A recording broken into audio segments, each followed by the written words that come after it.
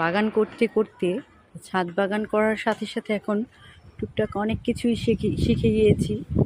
আমি এখন ছাদ বাগানে নিজের হাতে গাছের কলম করি। তো যে গাছটা ভালো মনে হয়, ভালো লাগে চারাগুলো, যে গাছটার ফলটা অনেক মিষ্টি পাই, ওগুলোকে আমি চারা করে ফেলি। তো দেখেন আমার ছাদ বাগানে এটা হচ্ছে একটা আঙ্গুর গাছ। এটা খুবই ভালো একটি জাতের আঙ্গুর গাছ। তো এই আঙ্গুর গাছটার থেকেও আমি গুটি কলম করেছি। তো ফার্স্টে ভেবেছিলাম যে গুটি কলম হবে না, দেখেন কত সুন্দর করে শিকড় বের হয়েছে, অনেক সুন্দর হয়েছে। আর এখন আমি এগুলোকে এখন এই গুটি কলমটা কাটবো, তো কেটে অন্য একটা টবে লাগাবো।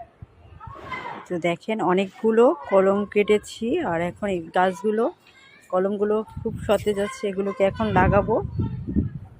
দেখেন, তো এগুলো হচ্ছে আমার ছাদ বাগানের পাইকনো আঙ্গুরের চারা। তো এগুলো হচ্ছে গুটি কলম। অনেকগুলো আঙ্গুরের গুটি কলম করেছি। এগুলো হচ্ছে বাইকনো আঙ্গুরের গুটি কলম। তো বাইকনোর জাতটা খুবই ভালো একটি জাত। এটাতে খুব ছোটো গাছেই ফুল এসে পড়ে। আমার একটা গাছে, তো এই যে দেখেন আমার বাইকনোর গাছে কতগুলো আঙ্গুরের আসছে, ওগুলো টিকে যাবে, ফলে পরিণত হবে।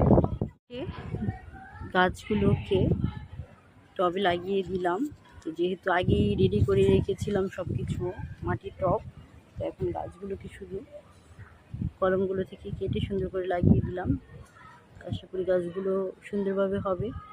যেহেতু বৃষ্টির দিন চলতেছে, অনেক সময় বৃষ্টি ভালো, আবার অনেক সময় বৃষ্টির জন্য গাছ মরে বেশি পানি পেলে। আমার এগুলো ড্রেনেজ সিস্টেমগুলো ভালো রেখেছি। দেখা যাক কী হয়, আপনাদের নেক্সটে আবার দেখাবো কী অবস্থা হয়েছে গাছগুলো। তো আজ এ পর্যন্তই।